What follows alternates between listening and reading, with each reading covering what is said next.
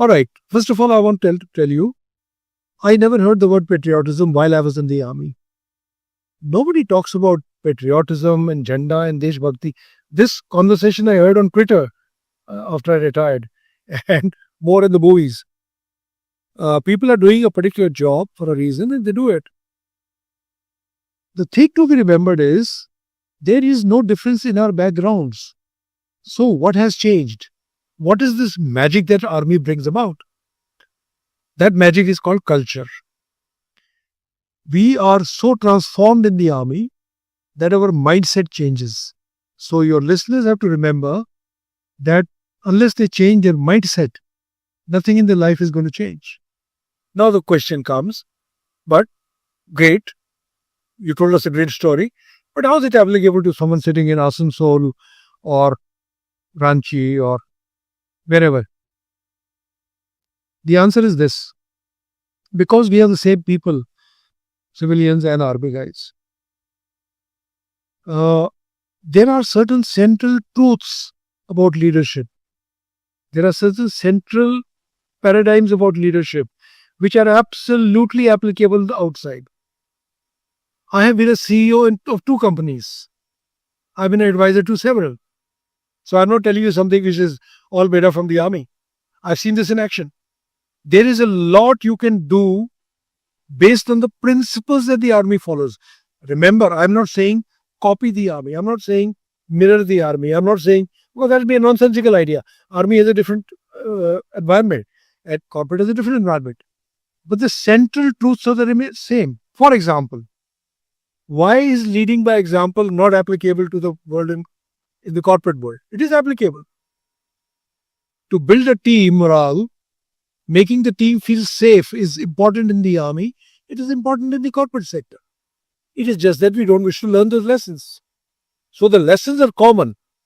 We need to apply them intelligently through the settings which we are referring to. And that's hopefully what I'll bring out today as we go along in this conversation.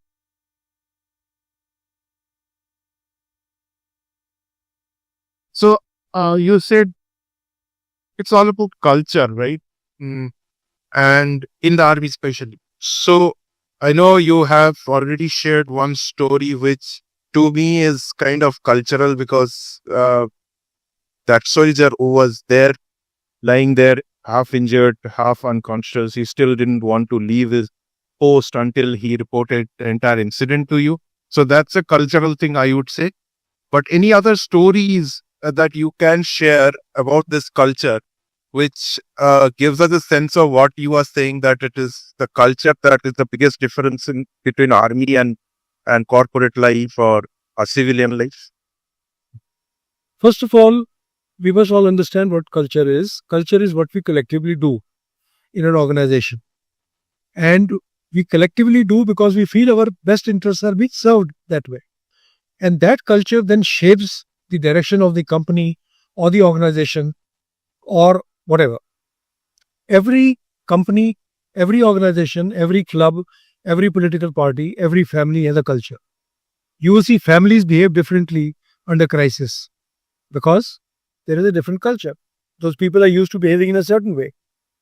When you walk into a bad government office, not a good office, but a bad government office, you will see everything lethargic.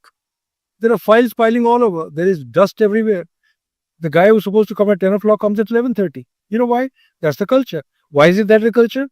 Because people there have realized that it is all right to do all this and you will not get more money or you won't be benefited if you come at 10 o'clock and nobody is going to punish you if you come at 11:30 and if you don't give somebody's fine. Okay, this is how.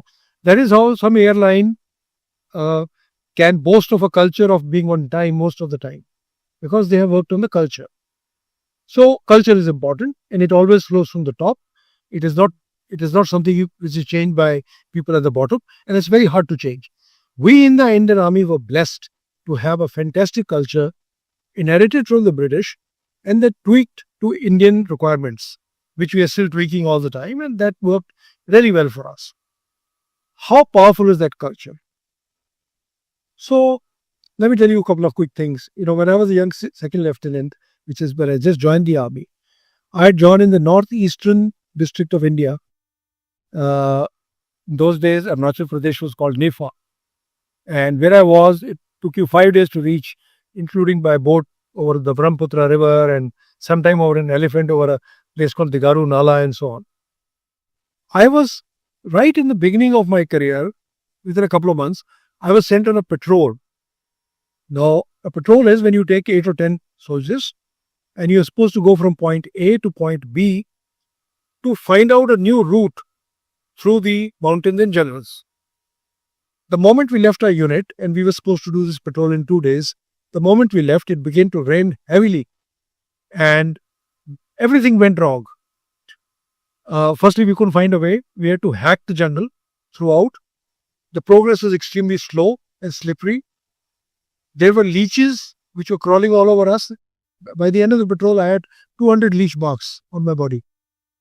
And a stove broke, so we couldn't cook anything. The matches got wet anyway. And the situation was that what had to take 2 days took 5 days. And we were lost. Now, in those 5 days, it was my duty to keep the morale up, keep hacking through the jungle, and at night, create some sort of a hut made of leaves and sleep under rain where you weren't sure that some elephant might come and crush you at night. Okay, on the slopes. Or you may stray into China, for example. Now, we ended the patrol after 5 days. I still brought out everybody safely. I remember every morning getting up and telling everyone, today is the day we are going to reach. And it's to cheer everybody up and all that. I was 20. All right. Now, this is again not a story about me. It tells you how the culture shapes you. If I was a 20-year-old in Chandigarh, going to a movie theater or walking around in the market, whistling at a girl, how different I would have been. I look back at that instance and I wondered, how did this leadership come into me? I mean, it came into me because I was trained for 4 years. And now, in the battalion, what I had learned from everybody's instinctively is that you are supposed to take care of your team. Your team is your children, even if you are 20 years old and everybody's older. Okay, I was literally looking at them as my kids, that I have to take care of these guys. I have to take them to the other side.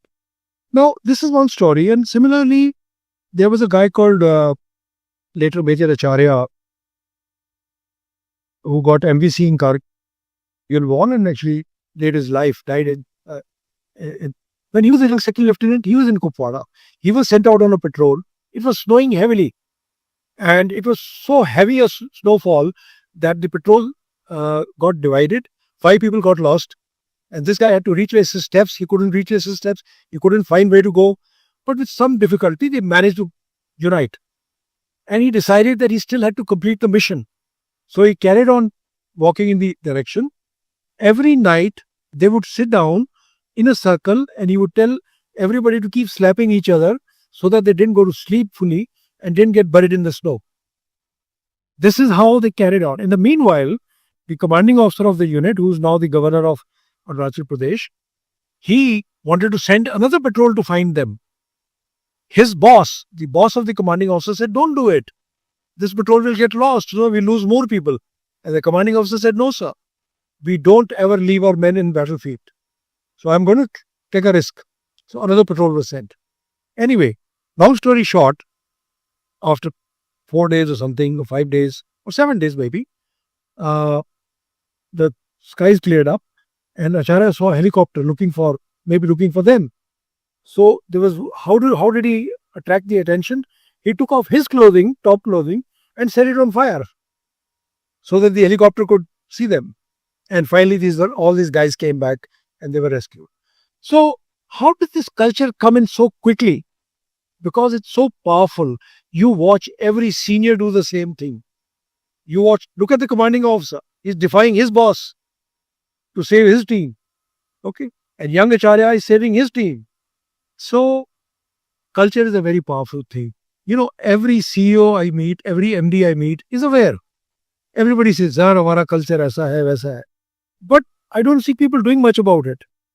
And I, would be very happy to help anybody who wants to transform. But the fact is, you must look at your culture. And the reason why we don't look at our culture is because we wrongly believe that it does not affect our numbers. We think it is a sweet sounding word like honesty and integrity and ethics and morality, and it's very nice and we should talk about it, but we needn't do anything. We should change numbers. Please remember, this is being reflected. Your culture reflects in your top line, in your bottom line, in your profitability. Indian Army's numbers sometimes are killing enemy. Those numbers are coming. Why? Because of our culture. So that is why culture is important.